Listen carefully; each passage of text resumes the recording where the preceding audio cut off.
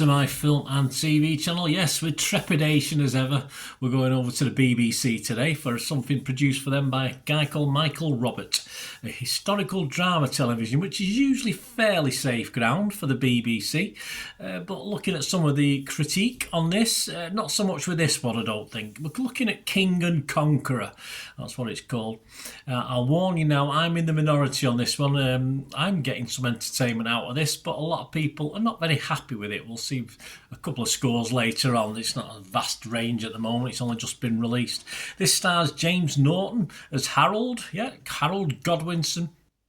And Nicolaj Coster-Waldau as William the Conqueror, depicting the events leading up to the Norman conquest of England. Yes, it all ended in the end, didn't it? But they were all sort of fizzled out in the end, didn't it? Probably 200 or 300 years later. But anyway, check your history. It's that's what these things do to me. I like to check my history after watching this, and I don't like to be critical about what's right and wrong in this, because it's a historical drama. It's not a documentary. It's a story. It's entertainment. Hopefully, that's what I try and get out of these. I'm not too worried. A little bit more of that in a moment.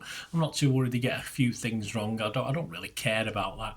Other people starring this, we've got Emily Beecham, Clemens Poyset, Jeff Bell, Claire Holman, Ingvar Sigurdsson, Elliot Cowan, Luther Ford, Bo Bragason, Bjarne Henriksen, Jean-Marc Barr, Leo Legrand, Juliet Stevenson, Eddie Marzen and Oliver Masucci, and lots of others as well, and lots of extras, but a lot of CGI extras, which didn't appeal to a lot of people either.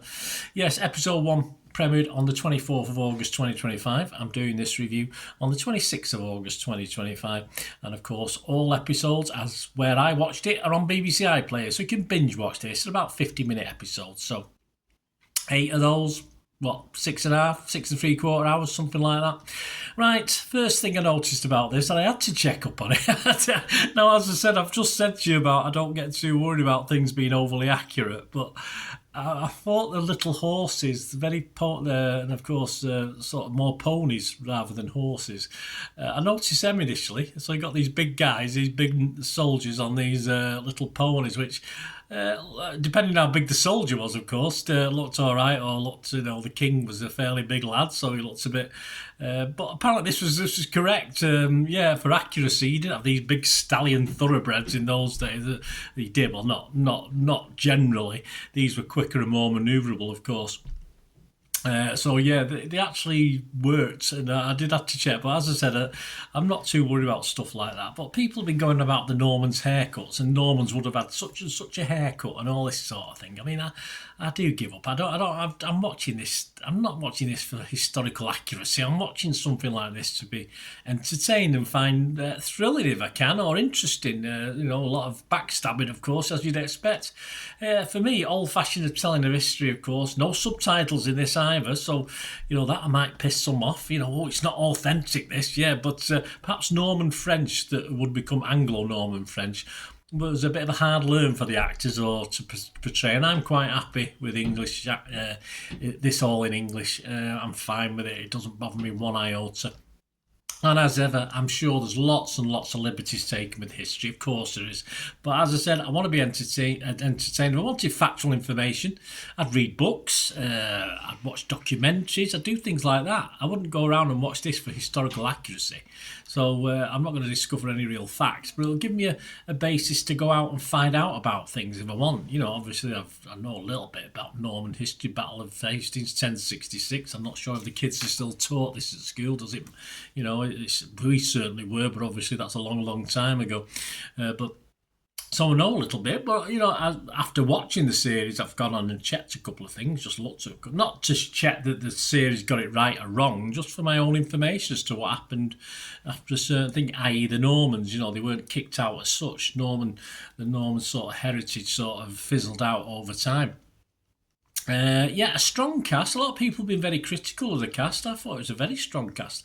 I did like Eddie Marzen's character as King William. I thought he played it really well. Quite pitiful, of course. And James Norton as Harold, of course, is very good. And I can't really say there's that much of a weak link in it. I mean, he's certainly with these I've just started to watch something called Red Sonja, the new one, and you certainly get some crappy British actors or UK-based actors in that. But I thought all these did a very, very good job. Strong male and female roles throughout this.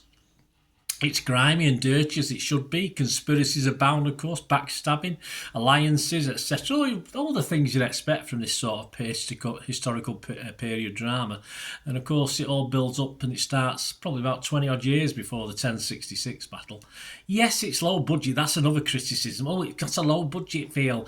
I mean, some of the classic BBC series over the year. I'm not saying this is a classic, don't get me wrong, it's not a classic, but some of the classic BBC series over the years have been pretty low budget and they're usually pretty good at it.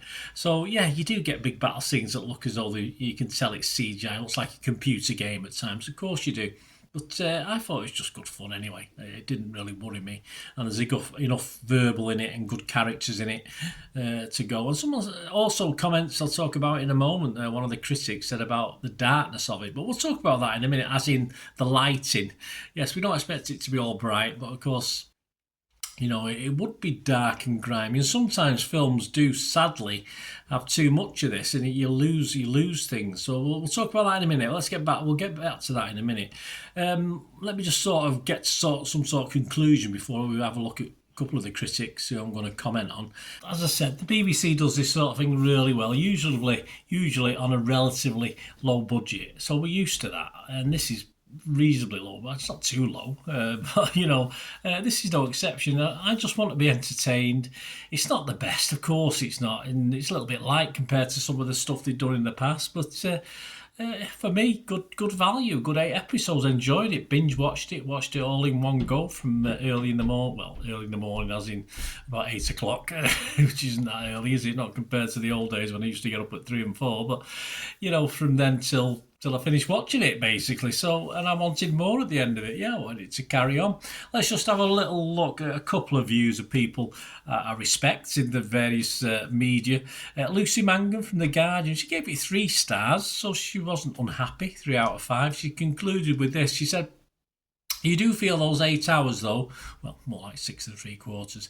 "King and Conqueror clearly aims to be a ripping yarn. It's not intended to labour points, but power, corruption, sacrifice, venality despite their acute relevance, but it hangs a little too heavy." I didn't think it did. I thought it was a bit lighter.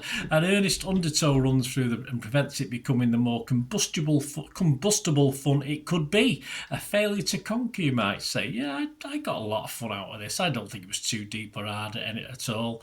I sort of liked and disliked almost every character at some stages through this, which is a good thing. I like that. You know, you've got a couple that I quite liked all the way through it, but generally, you know, you think, oh, well, I'm not that bothered. He's got his head chopped off or his hand chopped off or whatever, you know. But anyway, we know the end, don't we? We know the end of this, but it was still fun getting there. And let's just have a quick final word of Nick Hilton from The Independent. He only gave this 2 stars out of 5, so he wasn't overly impressed. He said, "Hastings' drama is almost unwatchably dark," so that point I'd come back to, I said earlier. "Viewers will literally struggle to see what's going on in this overripe historical drama starring James Norton and Nicola Costa-Waldau." No, I mean, I struggle. I struggle. I wear glasses. And sometimes if I watch things in the daytime, which I do a lot, and stuff like this, you know, obviously you can't have your room, don't have the room totally blacked out. And I struggle with things, but I thought it was okay. It was all watchable for me. I didn't see a big problem with it, so I'm not going to agree on that.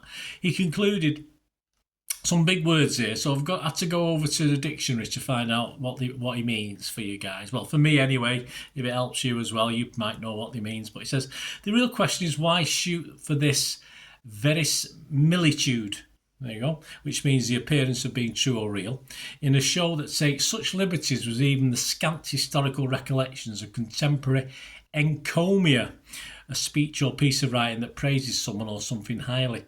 Power is like a fire," Earl Godwin warns his son. "It will warm and protect you, but if it burns unchecked, it will destroy everything.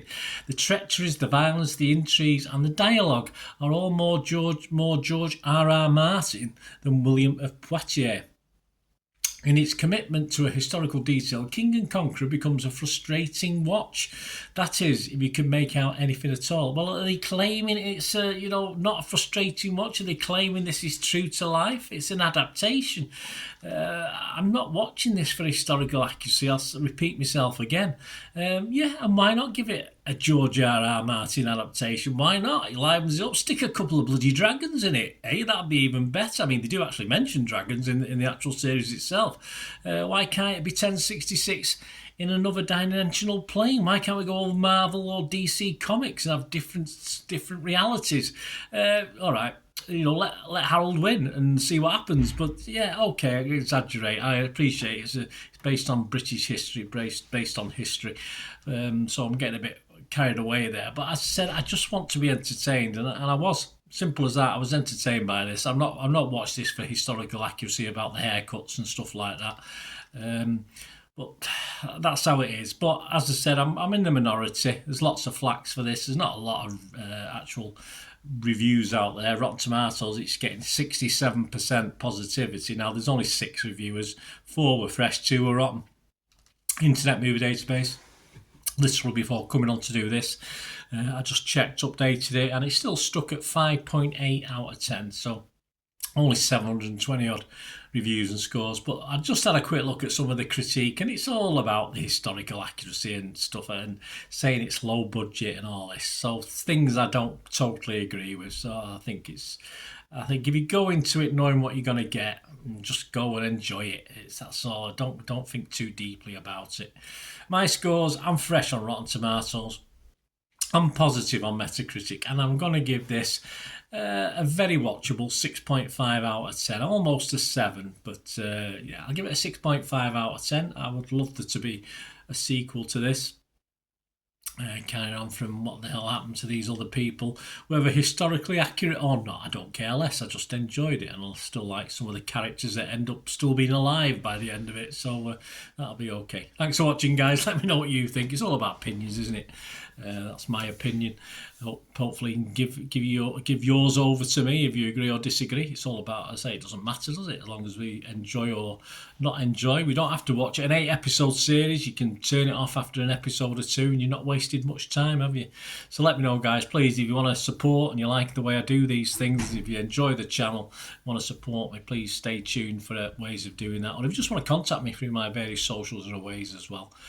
All I ever ask is to find out how to help me out or support me or contact me. Just keep watching and listening.